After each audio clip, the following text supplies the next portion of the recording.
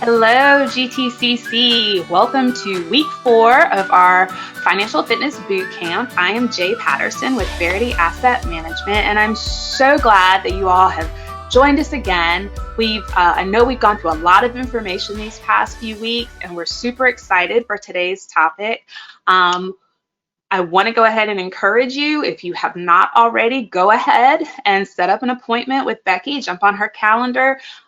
We've sent out those links, and to be able to make your financial plan. This is week 4 of our 5-week boot camp series, so we have one more week after this, same time, same place. But before we go, I'd like to bring Becky to the screen. She's an amazing financial planner. She'll be doing our workshop again today. Hey, Becky. Hi, how are you? Good. How are you? I'm doing great. Happy to be here. What are we talking about today, Becky? So we're talking about alternate scenarios. So changing up your plan a little bit by pulling some levers in your plan. Awesome. Awesome. And tell us a little bit about yourself for people who maybe haven't watched all of the series.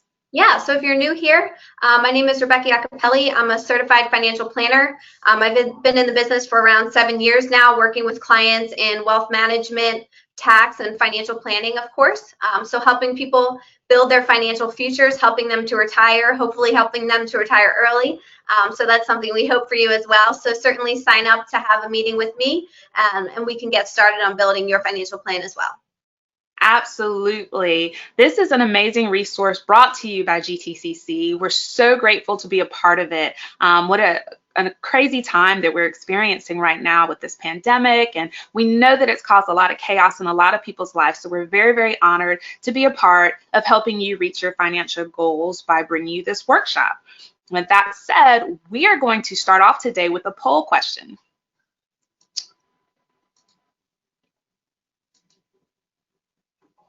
This is an easy one.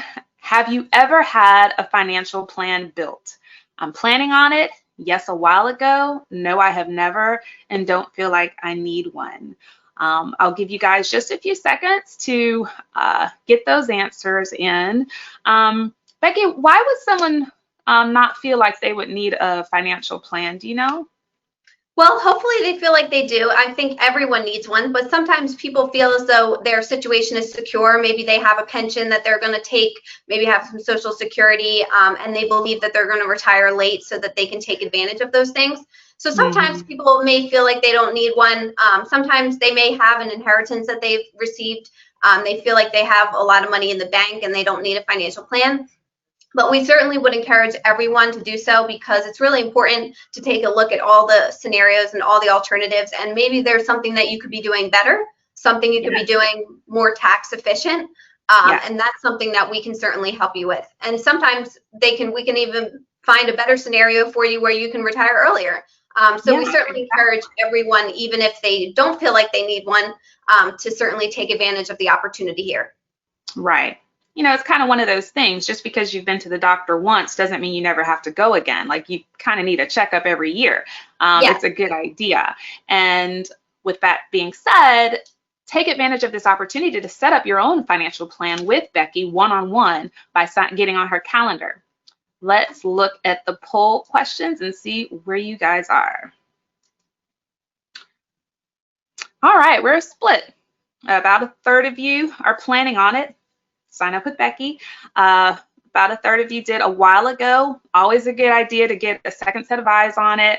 And some of you have never. So again, set an appointment with Becky. She's a certified financial planner, and she will help you walk through the My Financial Answers platform and individualize your financial steps to success, okay? All right, and with that being said, Becky, I'm going to turn it over to you. Absolutely. Thank you so much. So, welcome to week 4 of the Financial Fitness Boot Camp. Today, we will be discussing how to expand your plan using alternate scenarios. So we hope you were able to join us for our past webinars. We hope you found some insights regarding cash flow management, debt management, and understanding your risk tolerance in the market. So we hope you also join us next week, when we will discuss Social Security and retirement income planning, And this is where we'll get a glimpse of how we can navigate our income sources in retirement. So we look forward to seeing you there. This week, in expanding our plan with alternate scenarios, we're going to dive into how making changes to our plan can provide us with a more positive outcome for our retirement. If we are faced with an uncertain retirement based on current circumstances, it may surprise us how making a few changes can significantly increase our nest egg and help us to live out our retirement the way we planned. This, of course, may require some sacrifices depending on our circumstances, but overall, our goal is to be able to retire someday. We don't want to be forced to work for the rest of our lives to be able to provide for ourselves, or to live like we were in college maybe with ramen noodles to make ends meet. Nothing wrong with ramen noodles, of course. Hopefully our lifestyle can be extended into retirement, and that is what we want to allow you to achieve by addressing some of the possible adjustments to your plan. So be sure to start building your plan with your advisor or myself at My Financial Answers to build your base case, and then see how adjustments can affect your plan with alternate scenarios tailored to your specific situation. So with that, let's look at our base case for purposes of this presentation. To start us off, we have our friends Bill and Barb. As you can see in the chart of their retirement assets, the dotted line being Bill's retirement age, they will be running out of assets right before entering into retirement. Right now, if things remain as they are, we're looking at a required nest egg of around $700,000 and a projected nest egg of only $400,000. This, of course, leaves a shortfall of around $300,000. And this shortfall is certainly reflected in the chart that shows their assets depleting over time, unfortunately, right in time for retirement. So this is our base case, the foundation we are going to use as it is the current situation. And from there, we can see how changes to their situation will increase their chances of a pleasant retirement. So here we have Bill, age 42, and Barb, age 40. Bill is a store manager at Target and makes $50,000 per year. He contributes 5% to his 401k that's available to him through his employer, and he gets a 2.5% match from his employer as a result of his contributions. Barb is a teacher at Morristown School District and also makes $50,000 per year. She contributes 5% as well to her 403b and receives a 5% match from her employer. She also will be receiving a pension in the amount of $1,500 in retirement. Bill wants to retire at 67 and Barb wants to retire at age 55 when her pension starts. They spend $6,500 per month and are looking to spend $4,000 in retirement after the kids have gone. They have 2 kids living at home. So what are we going to do today? Well, we're going to find a way for Bill and Barb to come as close as possible to meeting their goals, and we're going to do that by pulling some levers in their financial plan. So, pulling the levers. This means that we push and pull some of the aspects of their plan in order to get where we need to be. So, we make some changes here and there to have an impact on the results of the plan. There are a variety of levers we can pull to improve a retirement scenario, but some main ones include spending and saving, your time horizon, your portfolio's asset allocation, your retirement spending, bridge work, and Social Security. When it comes to spending and saving, this is often the most significant of changes we can make and oftentimes the most necessary. As we discussed in the cash flow management webinar, many people are spending more than they make. They make choices that do not fit in their overall budget, and this causes them to go into a deficit, taking away from their savings and ultimately landing them in debt. Bill and Barb are currently spending all that they make outside of their retirement savings, and they are not able to contribute to any other savings. As we will see, pulling that lever will allow them to have a better retirement picture. Another level we can pull is our time horizon. For example, Barb wants to retire at 55. Well, that is a lovely time to retire and certainly would be a nice opportunity for many, but it may be a little lofty when it comes to their situation. Extending the term of her retirement will allow her more time to save for her future, building up a bigger nest egg that will allow them to meet their retirement goals. Portfolio changes are also a lever we can push and pull to change our outcome. Different asset allocations have different average returns that will affect how much our portfolio grows over time. So taking on a bit more risk in the equity markets, as we discussed in our last webinar, will allow us to experience greater growth. Sometimes that may be necessary in order to meet our goals, but we want to be careful to stay within our risk tolerance. Additionally, we can change our retirement spending. Many things change when we enter retirement, and we may be able to flex this amount in order to meet our goals. With bridge work, we can extend our income source into retirement by working a part-time job or working at a job we love. Something with less stress and less commitment, but that brings the additional income needed to maintain our lifestyle. Lastly, we can adjust Social Security. There are different ages that we can collect Social Security, and these affect the amount of money we will receive throughout retirement. It is not always negative change that we have to make. Perhaps we have a hefty pension and our retirement picture looks great. In that case, we may be able to spend more in retirement or more right now. We may also be able to take less risk in the market if our nest egg is projected to be over what is necessary. So hopefully that is the situation for you, but that is not the situation for most. So we are going to address how these levers can be pulled in the case of Bill and Barb and see the overall outcome that results from that. So let's first look at spending and saving. If we reduce our overall spending, we can increase the amount we save. This, as we discussed before, is a bit of a daunting task. We would have to first identify our budget, what we are currently spending our money on, and pinpoint ways that we can reduce our spending by making some lifestyle changes. We're going to take a look at these changes one by one to see the impact they have, and then look at what making a combinations of changes to our overall plan can do for us. This makes the changes just a little less dramatic. In this case, we are looking at a change in Bill and Barb's plan if we spend $1,000 less per month. They're spending $6,500, which is a bit high given their income level, so it is not unreasonable to believe that they should cut back just a bit.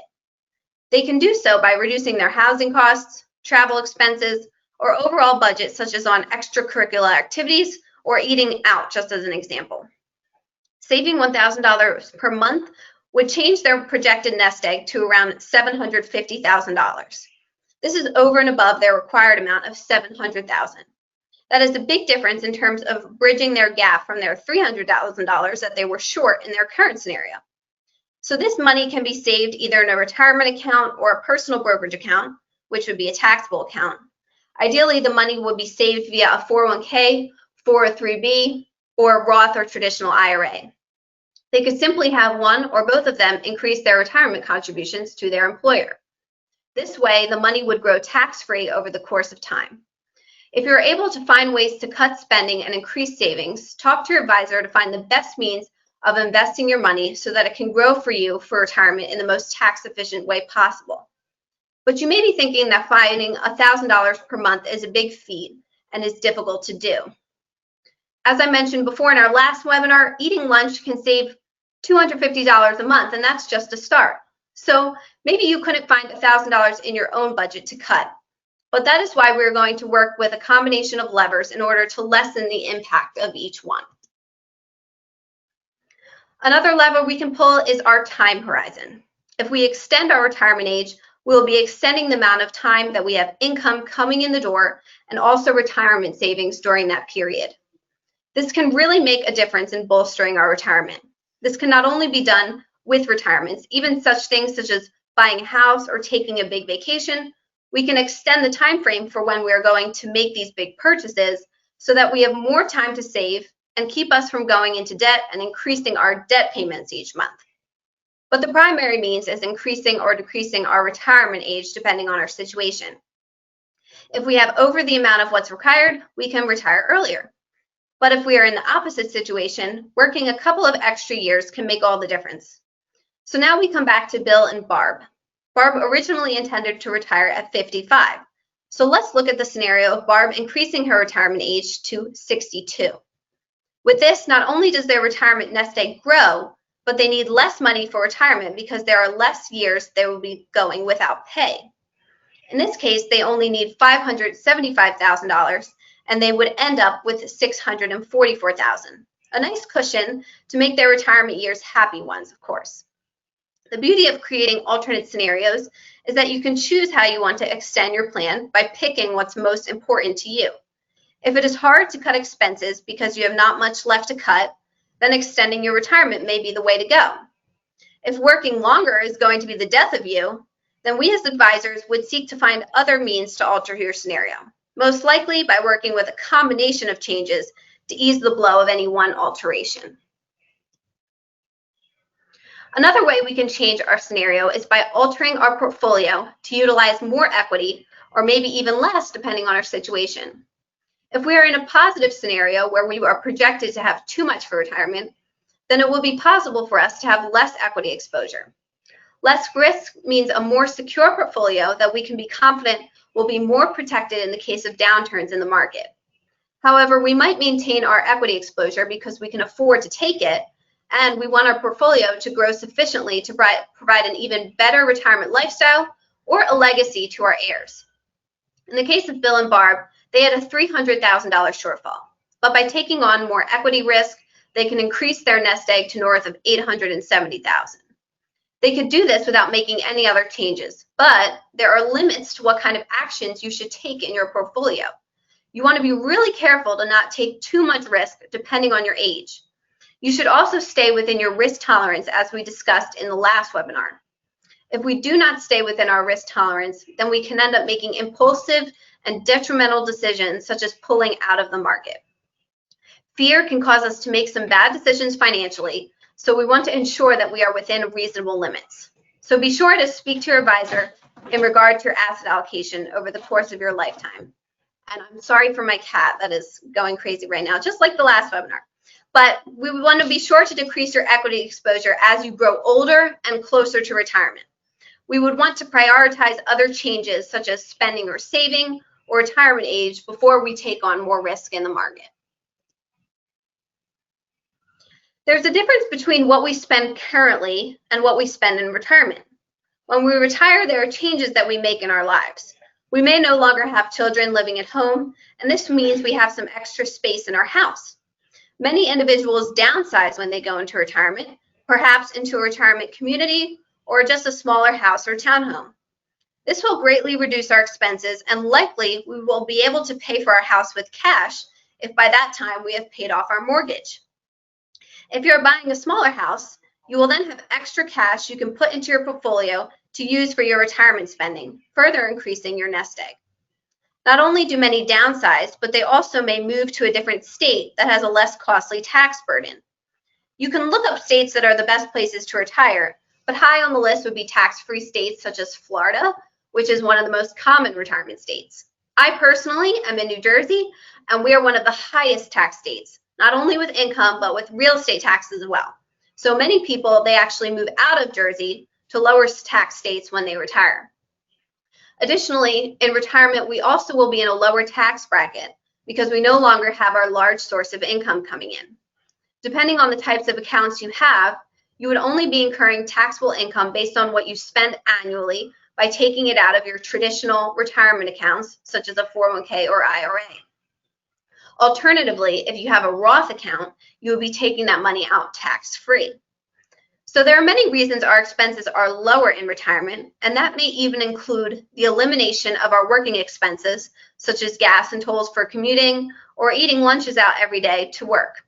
So in the case of Bill and Barb, we are looking at a scenario where they reduce their retirement expenses from $4,000 per month to $3,000 per month.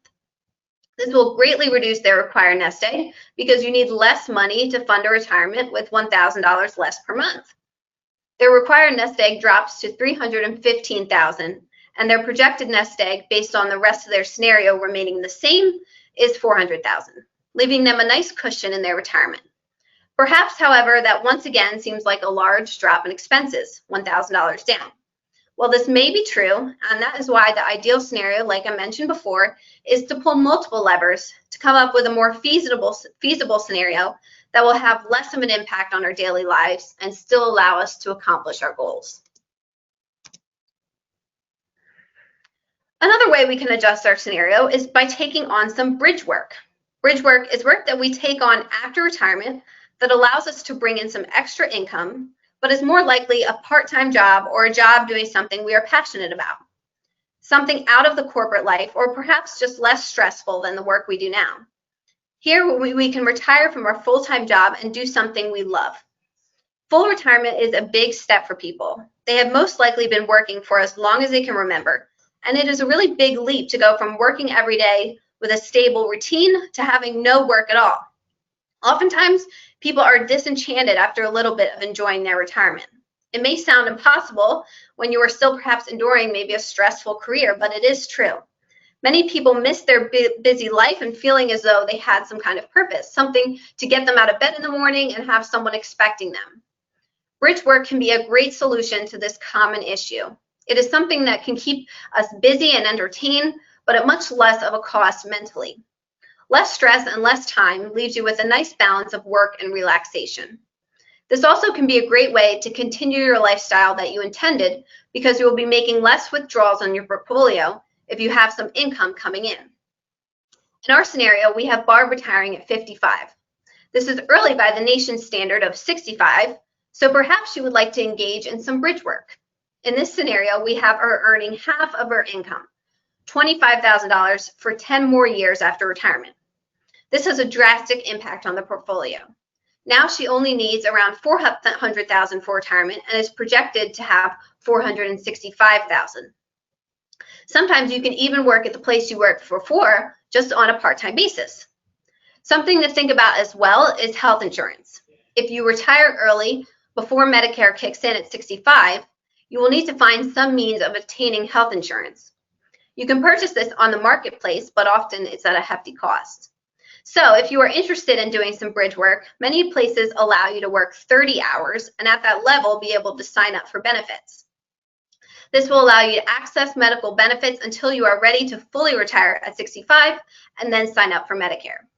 Remember, if your spouse is old enough for Medicare, that does not qualify you for Medicare, so you would still need to purchase insurance or get it through an employer. Another area we can adjust is our Social Security. There are various options when we collect Social Security. I'll go over them briefly as we will be discussing them in detail in our next webinar, which we would love for you to attend, of course. Your full retirement age, it depends on when you were born, but if you are closer to retirement, it may be 65 or 66, possibly even 67. Full retirement age, according to Social Security, means you get your full benefit. That benefit could be reduced if you collect at a younger age, which can start at 62. If you collect at 62 or any time before your full retirement age, you will be permanently reducing your retirement benefits. On the contrary, if you collect at age 70, you will receive an 8% increase in your benefit each year from full retirement age. This is a great benefit if you can swing it because 8% is a really great growth rate. You may not even be getting that in the market depending on your asset allocation at age 65, so it's a really great deal. However, many people will not wait that long because they need the income once they retire. Of course, no one knows when they will pass away, but if you could tell me, then I could tell you when to take Social Security. Of course, no one knows, so it is a decision that is partially based on the numbers and partially based on your overall health. If you have great health and will live a long time, collecting at age 70 can really pay off. However, if you are in poor health and you don't expect to live into your 80s, it would make more financial sense to collect earlier, such as full retirement or even earlier, depending on the severity. In this scenario, we have Barb collecting at age 62 since she retires early, and Bill collecting at 70 since he's retiring late.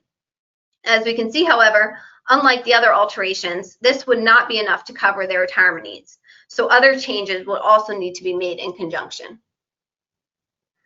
So we address multiple levers that we can push or pull depending on our scenario. Hopefully we are in the position to possibly increase our expenses, reduce risk, and retire earlier.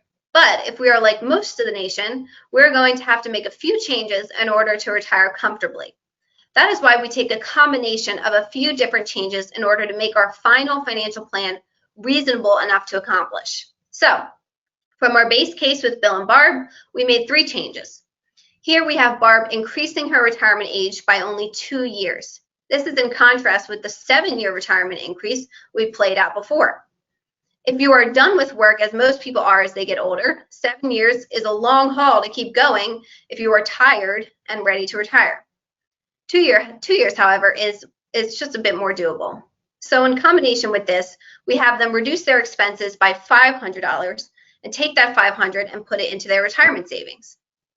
$500 is much more feasible than $1,000, especially if we find ourselves in a tight spot already. So this would take our couple's spending from $6,500 to $6,000. And lastly, we have them reducing their retirement spending by $500. Once again, a much more comfortable change than the $1,000 we mentioned before. If we do this, we have decreased their need for a $700,000 nest egg, $700,000 nest egg to only a $476,000 nest egg. And what they're projected to save is $561,000. In this case, they are good to keep their portfolio the same, making sure they stay within their risk tolerance and at the proper asset allocation for their age as they move along in years. So simply by making a few changes in their retirement plan, we found a way for them to be successful and come out of their current situation of a shortfall of $300,000 and a not so pretty picture for retirement. So now they can retire in peace and be secure in knowing that their future is taken care of. So this is the real beauty of creating alternate scenarios with our financial plan. We can test the waters and run different scenarios with our advisor to find the ideal fit for you. Everyone is different, and certain things may be harder to change than for others. So you can pick your own priorities in terms of what you're willing to sacrifice to achieve your goals and come up with an ideal scenario that is tailored to you. So we want you to sign up for My Financial Answers to start off with building your base plan. Once we have your base plan in place, we can start looking at alternate scenarios by pushing and pulling different levers according to your needs. We can push and pull until we find the perfect fit for you and a way to achieve your goals now and throughout retirement. So use the coupon code, which is Verity Plan, provided by your benefits program, and get started. You can select schedule an appointment to meet with a financial planner, that would be me, and get started with reaching your goals. What we're going to do now is actually take a look at the software briefly so you have an idea of what to do when building your financial plan. So let me pull that up for you. Just give me 1 second here.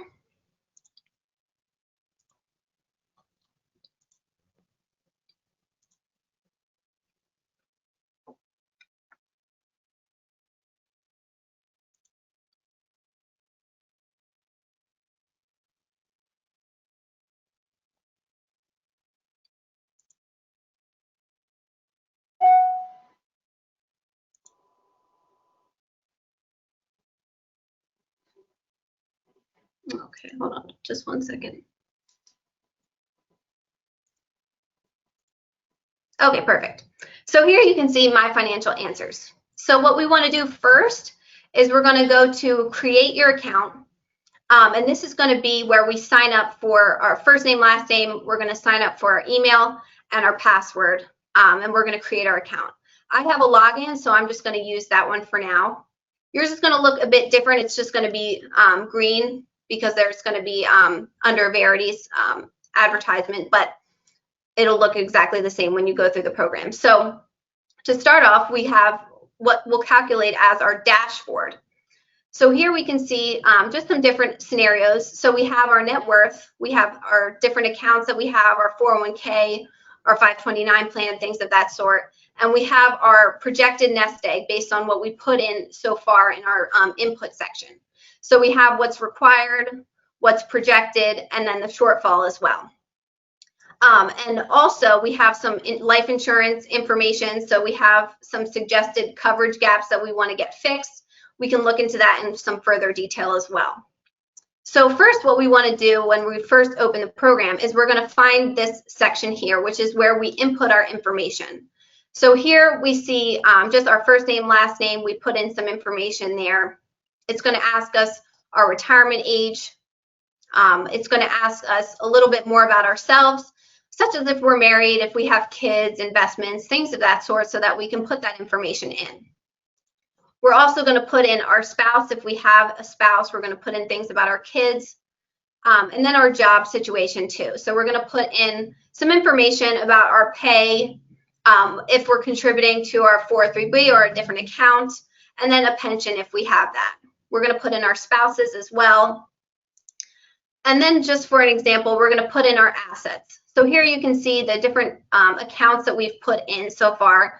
So auto loans, mortgages, credit card bills, and also the 401ks and things like that. Here we would put in any retirement accounts we have or any emergency savings that we might have, in addition to any investment accounts such as a brokerage account or something of that nature. Then we can put in our insurance here. So we might have some employer insurance we can put in, or we might have some individual policies. some disability insurance. A lot of this is oftentimes provided by your employer. So sometimes finding out through HR is a good way to get started in terms of entering this information. Then we're going to ask you about future events. So this would include things like an inheritance that you might receive, or some future expenses that would include maybe you have a wedding that you have coming up that you have to pay for, some large expenses that you might be expecting. So that's where we're going to put that so we can include that in your financial plan. And one of the most important sections is our current expenses. So this will calculate our debt payments that we're making every month, whether or not it's our mortgage or car or student loans, because of the information that we put in before. So it'll populate that for us. We can put in, if we overpay, we put in a little extra towards those accounts every month. And then we're also going to want to put in our expenses. So this is where we kind of have to drill down into what we are spending every month. A lot of people don't really know off the top of their heads. So you might want to just take a look at a month, kind of like we talked about in our cash flow management seminar. What we're going to do is just take a look at maybe January or some month that was a normal spending month, not necessarily affected by COVID. And then we're going to take a look at our expenses, add them all up, and find out what our amount that we spend is each month. And then we're going to input that into here under different categories if we want to. We can put in a total, or we can drill down even further so we can take a little deeper look into our budget. And then we're also going to put in any contributions we're making to retirement accounts or investment accounts. So once again, it'll calculate it for you if you have put in under the your job section that you contribute to your 403b or something like that. But if you contribute to an IRA outside of that, or if you contribute to taxable investments such as a brokerage account, you can put that amount in here. You can also put in contributions to a 529 plan or to your emergency savings, such as just a normal savings account. This is really important because this is some of the biggest impact when it comes to building your financial plan. So we really want to make sure that we're having an accurate picture. We don't want to just go about this willy-nilly. We kind of want to take a look at least 1 month to see where we stand. Then we're going to ask what your scenario looks like after retirement. You can either, it's going to come up with what it calculated as your current expenses that you put in previously. So say, well, let's say you continue your lifestyle throughout retirement, it's going to be this amount, or you can increase that. So say Bill and Barb in this scenario, they want to travel a little more, so they want some more money for that. You can increase this amount, or you can decrease this amount depending on your scenario. So if we had made any changes, there would be a calculation screen here where it would just take some time to calculate. But if we didn't, so we're just going to view our dashboard here. We'll come back to where we were before. Then we can take a look at our current path. So under this section, we can look at our net worth, which maybe some of you have not even seen or taken a look at, or haven't had it compiled all in one place. But this is a great place to do that. So it has all of your bank accounts, your investments, everything that you put in on the input section, and also your mortgages and credit cards and things of that sort to come up with your total net worth. Then we have your budget. So this is going to show our income that we mentioned before, and it's also going to show us, it'll calculate our taxes for us, and then it'll input the expenses that we put in previously in our last section, and also our contributions that we're making to other accounts. And what it's going to ultimately come up with is this surplus or a deficit. And we can address this surplus or deficit by saying, okay, where is this extra money going? Most likely it's spent. So most likely there's going to be some extra money that we did not put in under the input section. So we might want to take a look at our budget just one more time. If there's a deficit, on the other hand, then that's something we want to address in terms of cutting back our expenses so that we don't go into debt, just like we talked about in the cash flow webinar. Then we have our current situation, which is our future nest egg here with this scenario. And then we have our future nest egg. So a nest egg that's a possible different scenario for us if we make some changes. Then we have our future income and expenses. This is showing us that we're going to be going into a deficit over our retirement scenario, which we are aware of because we have a shortfall. So we can take a look at our income and expenses in this current scenario to determine what our shortfall would be. And then we have some college savings accounts, college savings section where we can take a look at our costs for college savings, whether or not it's in-state, out-of-state, and then some savings recommendations that we have as well. Then we can take a look at risk management section. This is where we can look at our emergency funds. We see that our savings is not quite as much as our emergency fund should be, so we want to make a few changes there. And then we have our life insurance section. So this is where it'll calculate for us what our life insurance needs are based on our scenarios. So you can take a look at all these different sections. This might seem a little overwhelming at first, but I'm certainly able to help you with this section if you need some more advice or guidance on the matters. And it's going to show you the same thing for disability insurance, just to make sure we have enough disability insurance to cover us in the case of that kind of event. Then we can take a look at alternate path, which is going to be something similar to what we're talking about today in terms of making changes to our portfolio. So we can change, we can make a scenario, and then we can do all sorts of things like change our retirement age by just going up and down on this section, change our spending, our savings, and things of that sort. And then you press calculate. I'm not going to do that right now, but it's going to show you some better scenarios that you can see here. This is because I changed the portfolio savings. So this is just going to show you some better scenarios based on the changes that you've made here. So that's a fun place to experiment a little bit, see what it comes up with, and kind of use that as a guidance in terms of making some decisions. Then ultimately what we're going to come up with is this action center. So this is a great way to find out what we should be doing to improve our financial plan. So we can see that it's encouraging us to make some more credit card payments to get out of debt faster. It's acknowledging that our car interest rate is too high. Maybe we want to get that down. We want to save for emergencies, not enough save for retirement. So it's going to tell us all these things that we need to do. If we click on it, it'll tell us, okay, you're saving 3% of your income right now. What you should be saving is 10% of your income. And then once you've done something on this list, you can actually just check it off and hit done. And then when you do that, it'll disappear. You're one step closer to a great financial plan, and you can just go down this list as time goes on and keep tabs on it to make sure you're working through your financial plan. So that's just a little guidance into what you're going to see when you go into My Financial Answers. We really hope that you take advantage of this offer because it's a great benefit that's provided to you through GTCC, and we really encourage you to take advantage of it and talk to myself as well so you can get some either further guidance on the subject. So we thank you so much for joining us today for expanding our plan with alternate scenarios.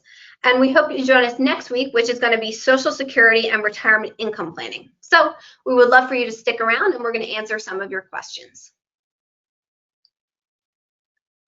Thank you so much, Becky. That was amazing. And yes, everyone, you see the My Financial Answers platform. It is amazing. It is a wonderful resource and an amazing benefit provided to you by GTCC. So really, you're going to want to sign up for a meeting with Becky, and she'll walk you through all of that, hold your hand through the whole process to build your individualized plan.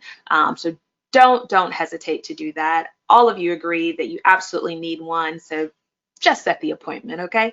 Now is the best time of the entire presentation. It's when we get to answer your questions right here live with Becky. So go ahead and drop whatever questions you have in the chat box, and we will see them, and we'll answer all of your questions for you. So while you guys are getting your thoughts together, I know it was a lot of information presented. It was wonderfully presented, but it might have brought up some questions you have about, well, maybe I should do this instead of that. What do you think, Becky? And she's right here, and she can answer them for you live. So put them in the chat box. While we're waiting for your questions, let's do another poll question.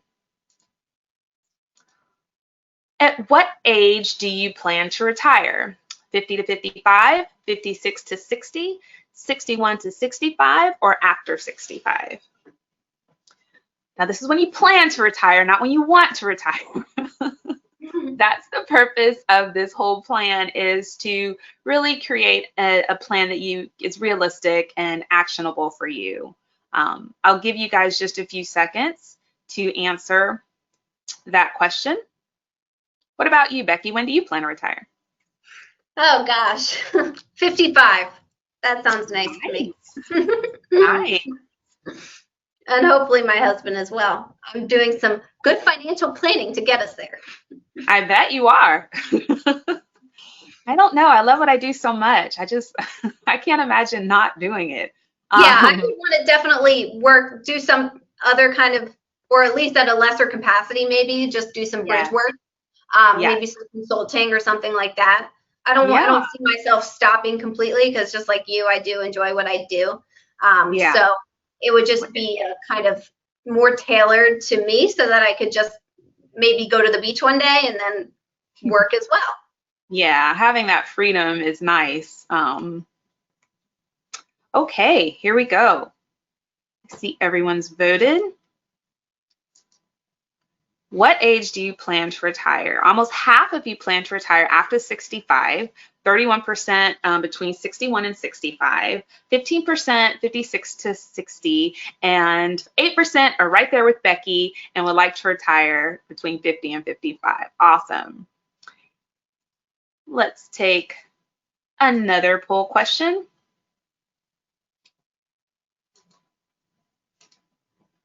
Would you consider downsizing your home in retirement? Definitely not. Possibly, maybe in a different state, or definitely yes. I don't know. Would you consider downsizing in retirement, Becky? Yeah, I think so. I used to always want a tiny house. I was on that bandwagon for a little bit. Yeah, My husband was not on that bandwagon, so we compromised. But yeah, I think I definitely would. I definitely would consider that for sure.